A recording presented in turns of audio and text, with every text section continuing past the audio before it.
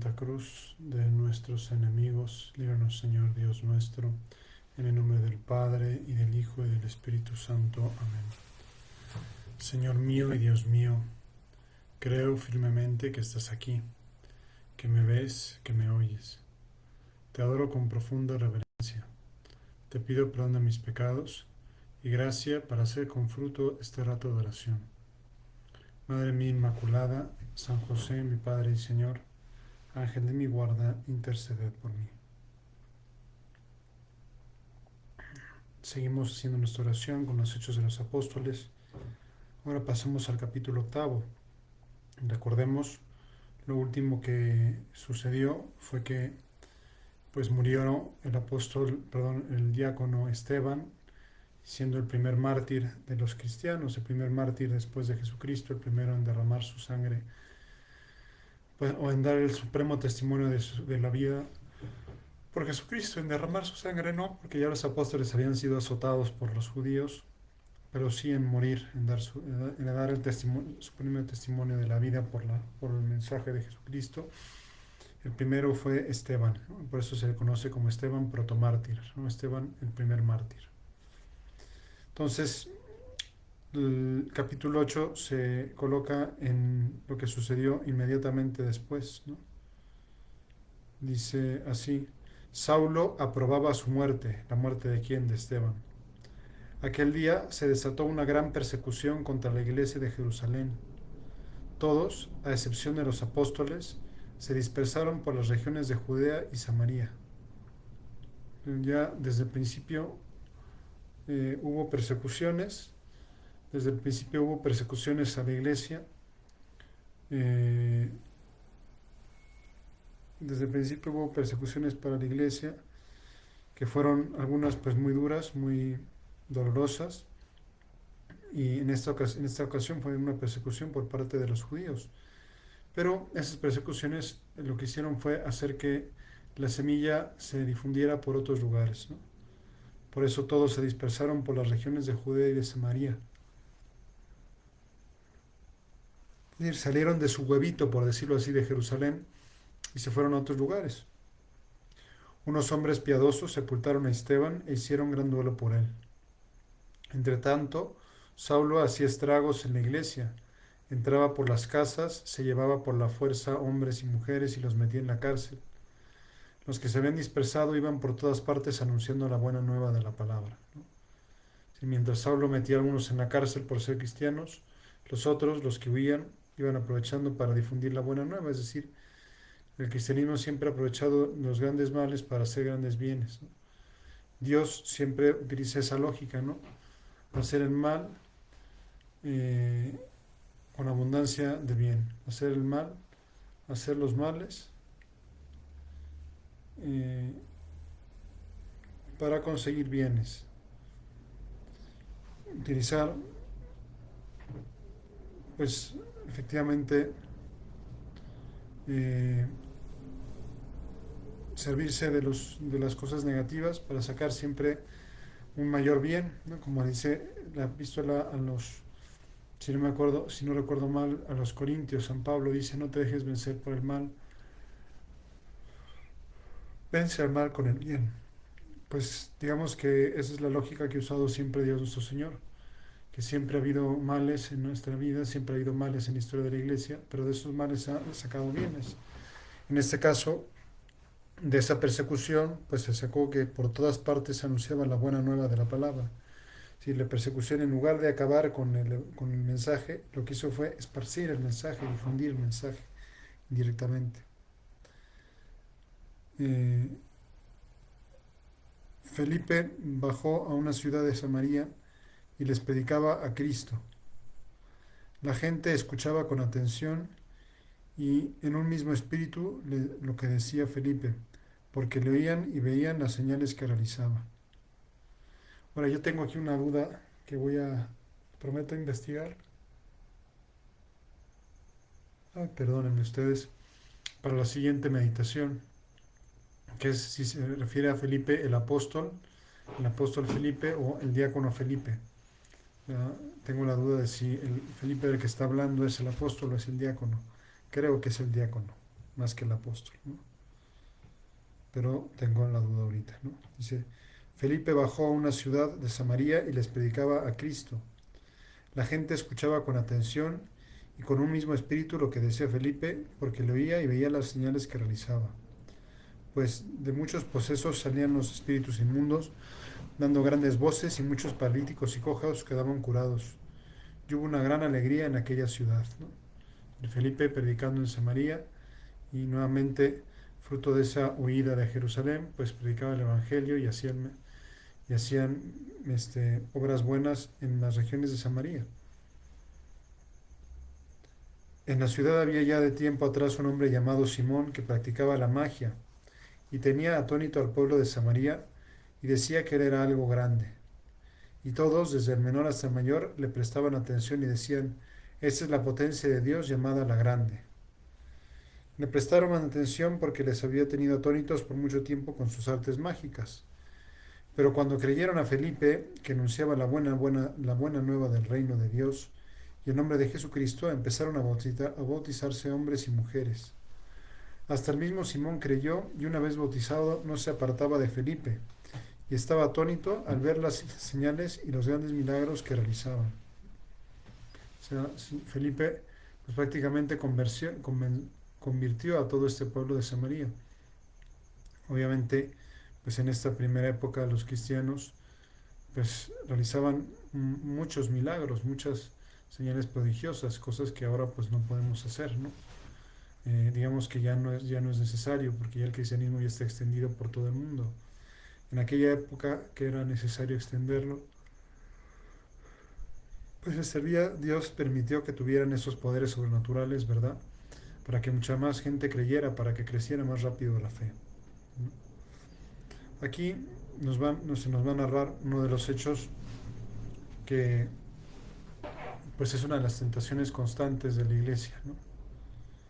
Al enterarse los apóstoles que estaban en Jerusalén de que Samaria había aceptado la palabra de Dios, les enviaron a Pedro y a Juan. Estos bajaron y oraron por ellos para que recibieran el Espíritu Santo, pues todavía no habían descendido sobre ninguno de ellos, únicamente habían sido bautizados en el nombre del Señor Jesús.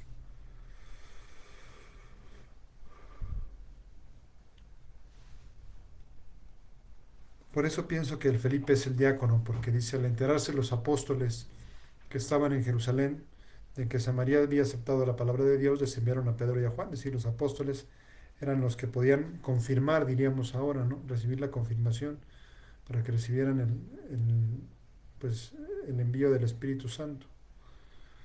Todavía no había descendido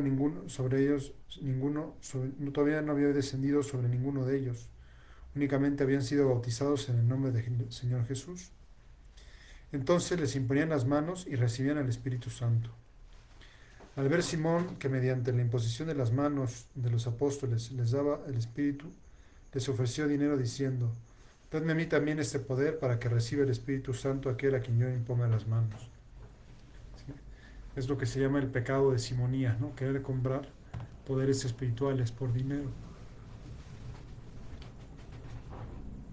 Dadme a mí también este poder para que reciba el Espíritu Santo aquel a quien yo le imponga las manos. Pedro le contestó, vaya tu dinero a la perdición y tú con él, pues has pensado que el don de Dios se compra con dinero. Es lógico, ¿no? Pensar que el don de Dios se compra con dinero. Como si pudiéramos comprar a Dios, ¿verdad? En este asunto no tienes tu parte ni herencia, pues tu corazón no es recto delante de Dios. Arrepiéntete, pues, de esa tu maldad y ruega al Señor a ver si se te perdona ese pensamiento de tu corazón, porque veo que tú estás en hiel de amargura y en ataduras de iniquidad. Simón respondió, rogad vosotros al Señor por mí, para que no venga sobre mí ninguna de esas cosas que habéis dicho. Pues es cierto, ¿no? Es bonito como Simón, pues en el fondo no era alguien malo, no era alguien que estaba acostumbrado a... Yo pienso que era alguien pragmático, Simón el mago, ¿no? Que alguien decía, oye, pues a ver si lo arreglamos esto con un poquito de dinero. A ver si con un poquito de dinero puedo comprar el poder de transmitir el Espíritu Santo. Y claro, le dicen, oye, tu corazón está perdido, estás... Y Simón el mago es humilde y dice, bueno, rogad vosotros al Señor por mí, para que no suceda, venga sobre mí ninguna de las cosas que habéis dicho, ¿no? Como que Simón se arrepiente, que no sabía él que era tan malo pedir dinero para recibir dones espirituales, ¿no?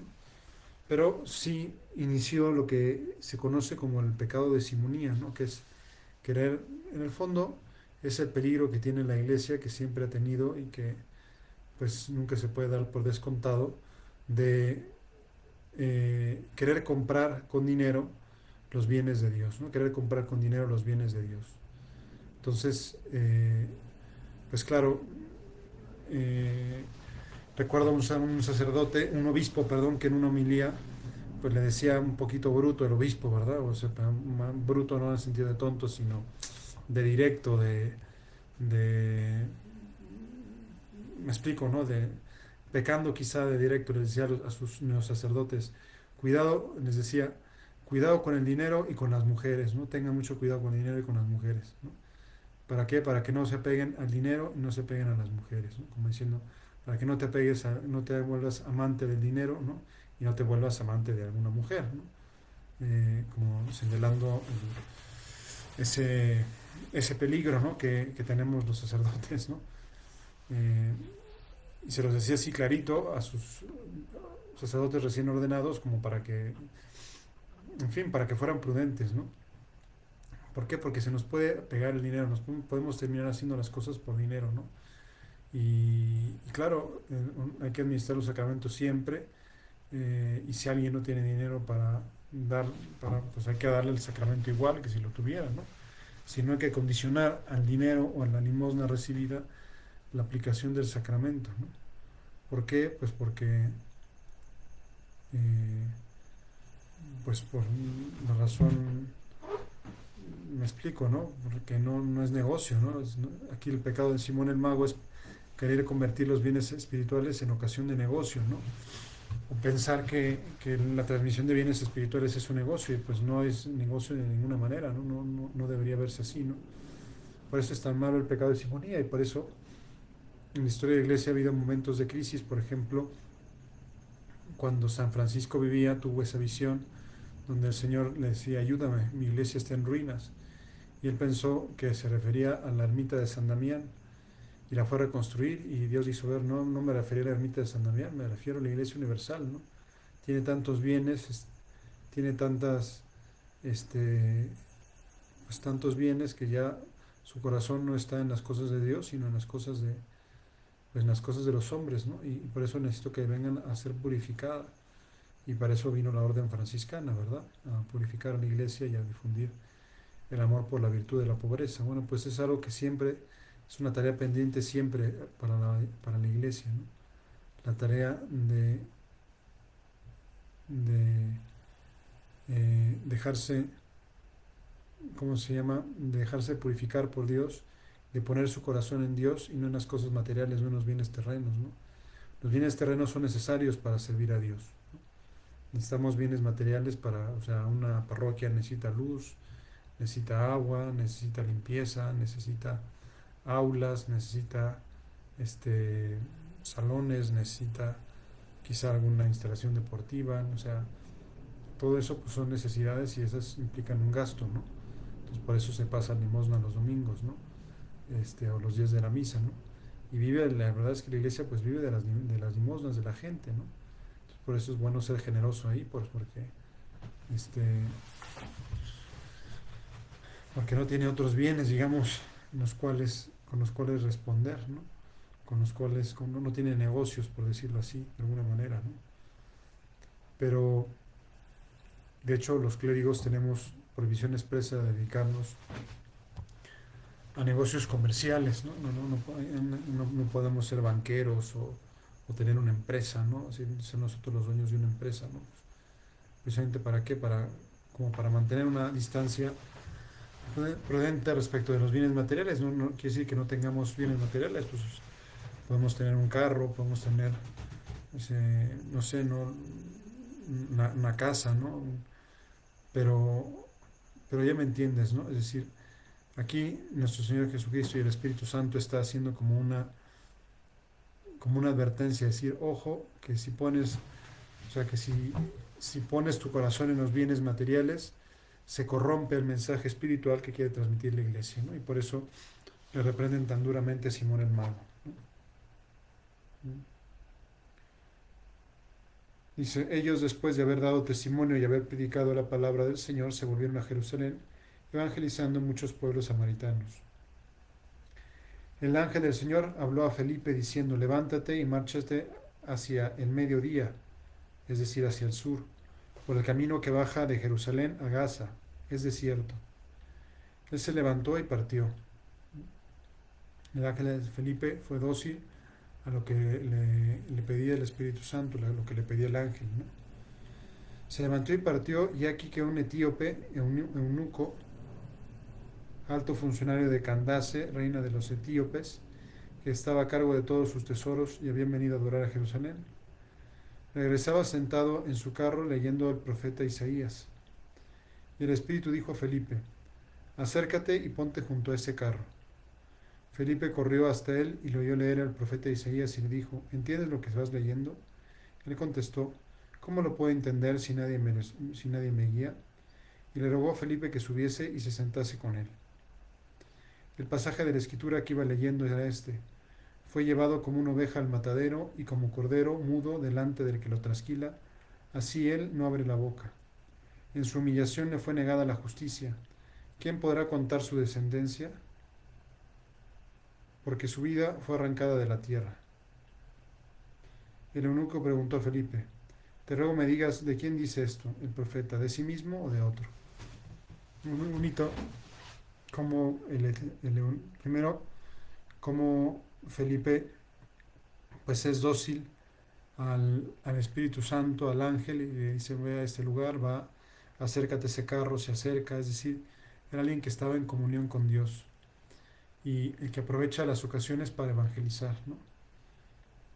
Eh, Se le acerca, no tiene prejuicios en acercarse a un etíope de otra nación totalmente distinta, ¿no? Este es realmente si lo pensamos, pues es el primero de otra nación en ser bautizado. Eh, Está leyendo el profeta Isaías, ¿no? Sería un etíope, alto funcionario de Candaces, que había venido a adorar a Jerusalén. Era un judío etíope, un judío de Etiopía, es curioso, ¿no? Que había ido a adorar a Jerusalén. Estaba a cargo de todos los tesoros y había venido a adorar a Jerusalén. Entonces, la docilidad de Felipe es importante, ¿no? Y de él podemos aprender nosotros a tener docilidad a las mociones del Espíritu Santo, es decir, lo que el Espíritu Santo nos diga, lo que el Espíritu Santo nos pida, pues saberle nosotros decir que sí, ¿no? Saber nosotros corresponder a esas mociones, esas inspiraciones que recibamos por parte de Dios, ¿no? Felipe corrió hasta él y le oyó leer el profeta Isaías y le explica. El eunuco preguntó a Felipe, te ruego me digas, ¿de quién dice esto? ¿Del profeta, de sí mismo o de otro? Felipe entonces, partiendo de este texto de la Escritura, se puso a anunciarle la buena nueva de Jesús. Siguiendo el camino, llegaron a un sitio donde había agua.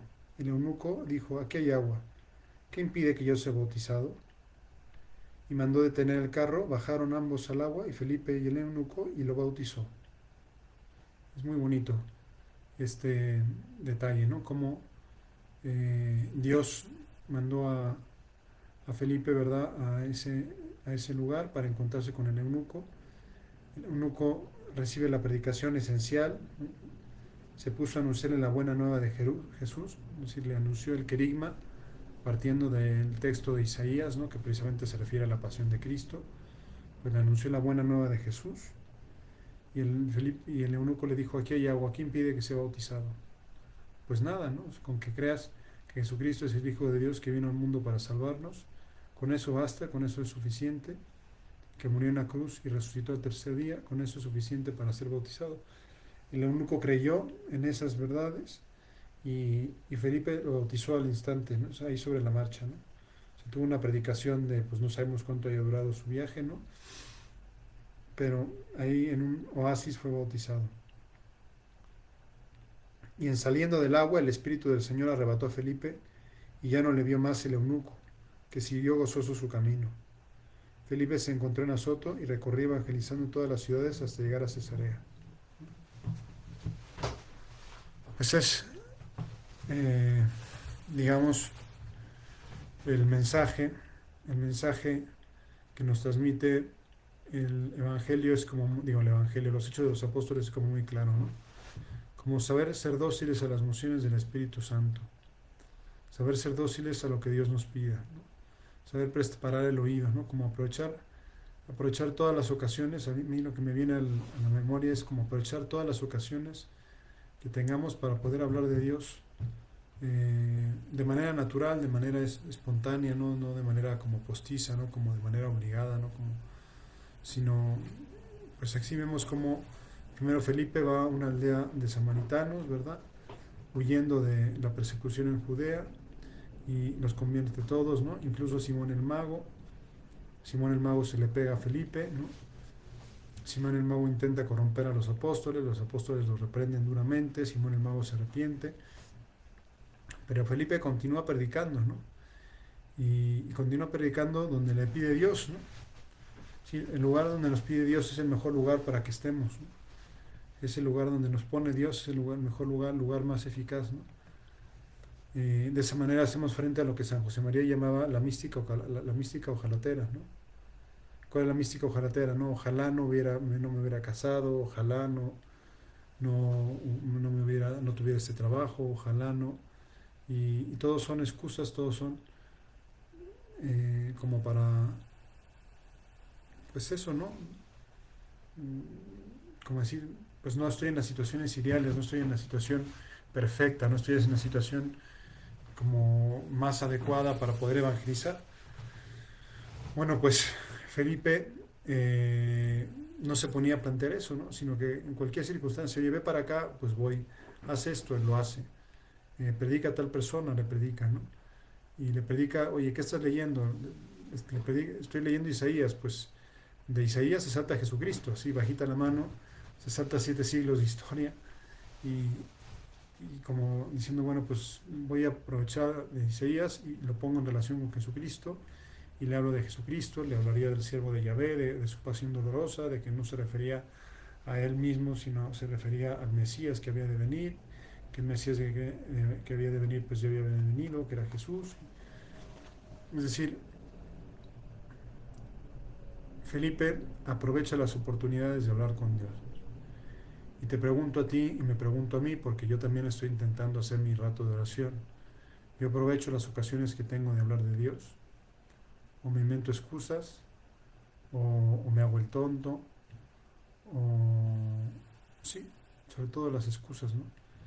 Segundo, yo estoy como en sintonía con Dios. Digo, no, normalmente no nos pasará como a Felipe, que un ángel nos diga, ¿no? Un ángel nos diga lo que tenemos que hacer, ¿no? Ahí Felipe pues no tenía opción, ¿no? El ángel le dijo, vete a la carretera que está camino de Gaza, ¿no? Pues Felipe va, ¿no? Eh, Nosotros normalmente no se nos aparece un ángel para decirnos cuál es la voluntad de Dios. Nosotros tenemos que discernir la voluntad de Dios. ¿Y cómo es ese discernimiento? Pues lo discernimos fundamentalmente en la oración, en el silencio de la oración cara a Dios, a ver, Señor, ¿qué me estás pidiendo? ¿Qué me estás pidiendo? Yo ahorita le estoy pidiendo luces para discernir una cosa importante. Bueno, Señor, dame luces para que sepa discernir qué es lo que tengo que hacer, ¿no? Entonces, ese discernimiento, pues es algo que hacemos acompañados del Espíritu Santo. O sea, le pedimos al Espíritu Santo que nos ayude a ver, Señor, qué es lo mejor, ¿no? Y muchas veces son ocurrencias, se nos ocurre, oye, háblale de Dios a esta persona, ¿no? Y uno puede pensar, no, pero ¿qué va a pensar? Y luego, pues la gente está esperando que le hablemos de Dios, ¿no? A veces nos sorprendemos, sobre todo cuando somos dóciles a lo que nos dice el Espíritu Santo, nos sorprendemos de que efectivamente esas personas que nosotros consideramos súper paganas y como contrarias a, pues, por el contrario, están pendientes de la voluntad de Dios, ¿no? Están buscando ellos por su parte alguien que les ayude a conocer la voluntad de Dios, a conocer el camino que conduce a Dios, ¿no? Hace poco me preguntaba una persona, decía, ¿cómo le hablo de Dios a mi nieta? ¿No? Decía, ¿cómo le hablo de Dios? ¿Por qué? Porque yo ya me desacostumbré a tratar a Dios, pero quiero transmitirle la fe a mi nieta, ¿no? O sea, como, ¿de qué le hablo? ¿Qué le digo? ¿No? Y ya pues ahí como pude la aconsejé, ¿no? Pero y era alguien que yo pensaba que pues no tenía intención de tratar a Dios, que vivía alejada de Dios, pero precisamente el hecho de tener una nieta, decir, bueno, pues no quiero que viva en un vacío de Dios, ¿no? Hay que hablarle de Dios, ¿no? Bueno, pues así nosotros también, ¿verdad? Que seamos como Felipe, repito, creo que no es el apóstol, me parece que es Felipe uno de los 7 diáconos, este, que, que predicaba por activa y por pasiva, ¿no? Que se encuentra con un eunuco, una persona de otro país, de un país lejano, y lo bautiza ahí sobre la marcha. Eso se llama audacia en el apostolado y confianza en la gracia de Dios, ¿no? Es el eunuco el que pide ser bautizado, ¿no? Pasamos nosotros, digo, efectivamente será difícil que nos encontremos con alguien así, ¿verdad? Que nos diga, oye, por favor, bautízame, ¿no? Pero a veces hay gente que pregunta con curiosidad por cosas de la iglesia, o por cosas de la escritura, o por cosas de Jesucristo, por cosas de, como aquel eunuco, ¿no? Que estaría leyendo y pues no entendería nada, ¿no? Hay mucha gente ahora que, pues a través del arte, ¿no? A través de la pintura, de la escultura, del arte religioso, oye, pues explícame eso, ¿qué es lo que está representando? Bueno, pues a partir de la belleza, ¿verdad? De la belleza que crea el arte, podemos evangelizar, ¿no? Podemos transmitir pues toda una catequesis y en ese sentido, pues he conocido personas que han escrito sendos libros sobre un solo cuadro, ¿no? Pienso en la vocación de San Mateo, de Caravaggio, ¿no? O no digamos ya, pues lo que se puede escribir sobre el juicio final de Miguel Ángel o sobre la Capilla Sixtina, se puede escribir prácticamente toda una historia de la salvación a partir de la Capilla Sixtina de Miguel Ángel. Bueno, es decir, aprovechar las dudas de la gente, la curiosidad de las personas, las inquietudes, la doctrina de la Iglesia sobre pues las distintas cosas que a veces puede ser polémica, pues puede ser una ocasión más allá de la polémica para hablar de Jesucristo. ¿Sí me explico? O sea, yo creo que a veces la gente está como muy metida en las polémicas, que si el aborto, que si la eutanasia, y todo eso está muy bien y es correcto, y hay que saber dar razón de nuestra esperanza, ¿no? Pero, digamos, eh, lo que venimos a predicar los cristianos es fundamentalmente a Jesucristo, ¿no?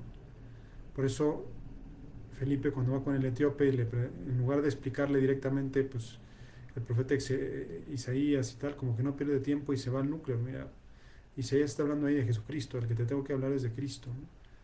Del que tenemos que hablar nosotros los cristianos es de Jesucristo, ¿no?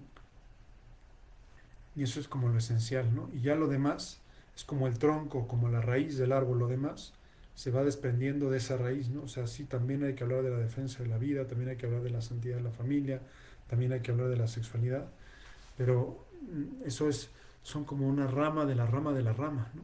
El tronco, la raíz, es hablar de Jesucristo, ¿no? Y eso, pues lo entendió muy bien Felipe, y por eso pudo bautizar el etíope en las primeras de cambio, ¿no? Es decir, como que no perdió tiempo, ¿no? Pues nos enseña así también a nosotros como a no perder tiempo, a no perder el tiempo con excusas, sino a ser dóciles a la acción del Espíritu Santo para hacer la voluntad de Dios, para hacer lo que Dios espera de nosotros, ¿verdad? Esa es la enseñanza que nos transmite este capítulo del libro de los Hechos de los Apóstoles, ¿no? En primer lugar, pues no dejar que nuestro corazón se apegue a las riquezas. Segundo, no que se apegue a las riquezas, sino que esté apegado a Dios y las realidades sobrenaturales para no caer en el pecado de la simonía. El no desesperar, el saber que en la iglesia siempre ha habido persecuciones, pero que las persecuciones han salido cosas buenas, como esta predicación en Samaria, ¿no? Si no hubieran comenzado esta predicación, no hubieran ido a Samaria, no se hubiera convertido todo este pueblo de samaritanos al cristianismo, no habrían bautizado al eunuco de la reina Candaces. Y luego la docilidad a las mociones de Dios y aprovechar todas las circunstancias para hablar con ocasión y sin ella, ¿verdad? De modo amable, sin hacerlo pesado, sin hacerlo odioso de Jesucristo. Pues vamos a terminar nuestro rato de oración acudiendo a nuestra Madre Santa María, Madre de la Iglesia, y pidiéndole que nos ayude a aprovechar las 3 lecciones que nos transmitió este capítulo octavo de los Hechos de los Apóstoles. Te doy gracias, Dios mío, por los buenos propósitos, afectos e inspiraciones que me has comunicado en esta meditación. Te pido ayuda para ponerlos por obra. Madre mía Inmaculada, San José mi Padre y Señor, Ángel de mi guarda, intercede por mí. Muchas gracias por haberme acompañado. Mañana a la misma hora, por el mismo canal, si quieren hacer su ratito de oración, aquí los espero. Les doy la bendición. La bendición de Dios Todopoderoso, Padre, Hijo y Espíritu Santo, descienda sobre ustedes y permanezca para siempre. Buenas noches.